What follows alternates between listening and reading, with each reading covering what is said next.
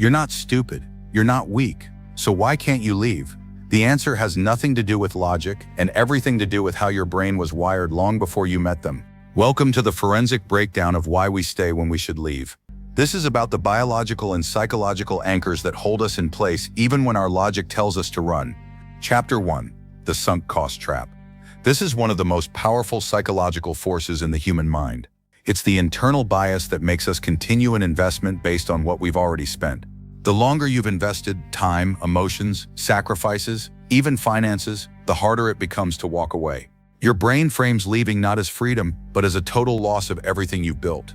But staying to protect a past investment is a logic error. In economics, it's called a fallacy. In relationships, it's a prison. Staying because of where you've been is not love. It is fear of a wasted past. Let's look at Sarah and Marcus. Sarah was a high-achieving executive.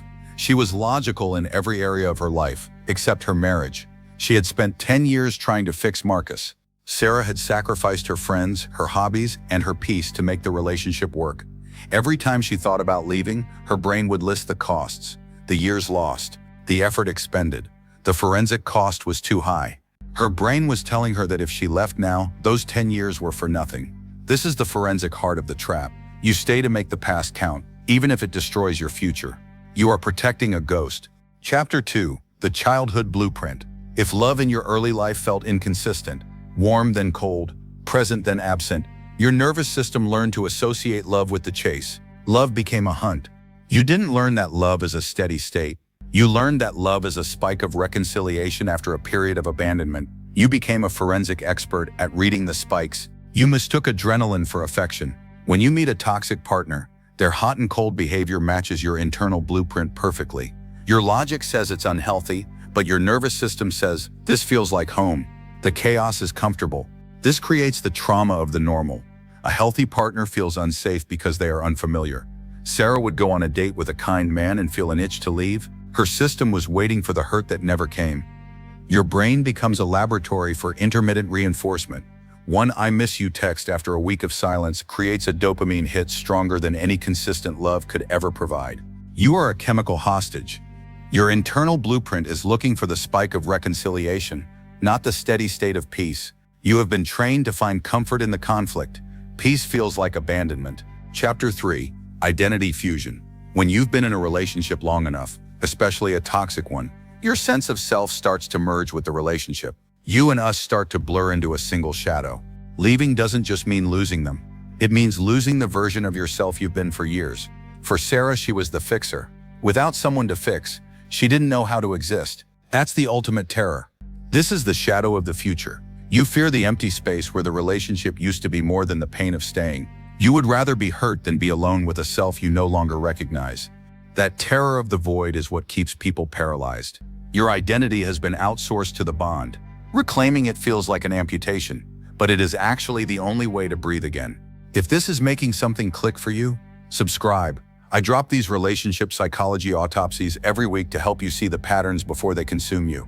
Stay for the protocol. The next part of this breakdown is about the forensic recovery protocol. We are going to dismantle the anchors brick by brick and show you the way out of the prison. Let's begin the audit.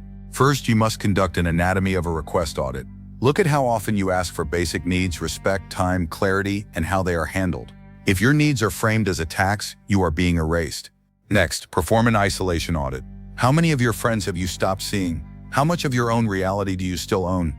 Toxic bonds require an audience of one to survive. Reconnect with the truth outside. Avoid the closure fallacy.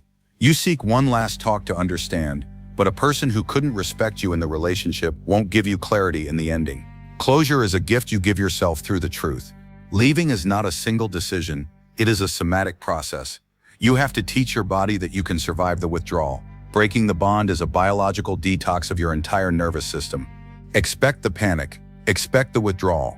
Your brain will try to trick you into going back just to stop the pain. Treat it like a clinical detox, 1 hour at a time. No contact is the only antidote. Don't look back. Practice somatic grounding. Remind your nervous system that you are safe in the stillness. You are the architect of your own peace. You do not need a chaotic partner to regulate your internal world. You are already whole. Initiate the eviction protocol. You aren't just removing a person, you are evicting the cycle they built inside your mind. Burn the old blueprint and walk into the sunlight of your own reality. Take the lead. Rebuilding your identity starts with awareness. You cannot heal what you can't see, but now you see the pattern. Seeing the pattern is the first step to breaking the spell forever. Walk back to yourself, step by step. Surround yourself with people who provide a steady hum of safety, not a deafening roar of chaos. Healthy love is consistent. It is reliable. It is safe. Reconnect with those who mirror your true worth. You are worthy. Establish your boundaries, not as a weapon, but as a shield for your peace. Faithfulness is the floor. Peace of mind is the ceiling. Your boundaries are the new architecture of your life. Don't settle for less. This is your forensic legacy. You are learning to protect your peace with the same intensity you used to use to protect the bond. You are becoming the expert of your own safety. Your future self is proud. This is what healthy love looks like. The architecture of peace. No spikes, no chases, just presence. It may feel quiet at first, but that quiet is where your soul finally heals. This is the goal. This is grown love. Real love, grown love, is proven in a crisis, while fake love is preserved in comfort. A toxic bond is fake love. It is conditional. It is a transaction. You deserve a covenant that holds in every storm. Expect more. Awareness is your superpower. Now that you have it, the bond no longer has you. You are free to start the hard, beautiful work of healing. You are the lead investigator of your own life now. Take charge and lead. The journey out is difficult, but it's the only way to find the person you were before the bond. It starts with one decision: to choose yourself. Every single day for the rest of your life. Take that first step now. Relapse is part of the process. Your brain will try to trick you into going back for closure, but you don't need closure from the person who hurt you. You need clarity. Closure is found in the truth of the patterns. Hold it. You are not stuck. You are just rewiring.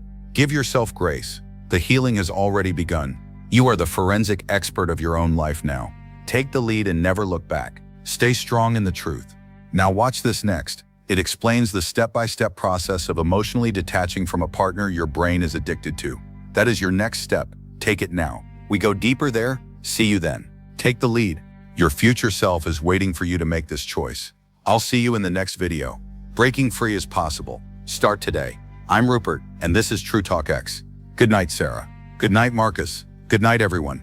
Subscribe and share this with someone who needs to hear the truth. Together, we are rebuilding the foundation of healthy love. See you next week. Stay forensic. Stay free. Good night and take care. Truth is the only anchor that holds in a storm. Hold on to it. Do not let go. I'll be here with the next chapter of True Talk. Stay in the light. Good night, everyone. Stay strong.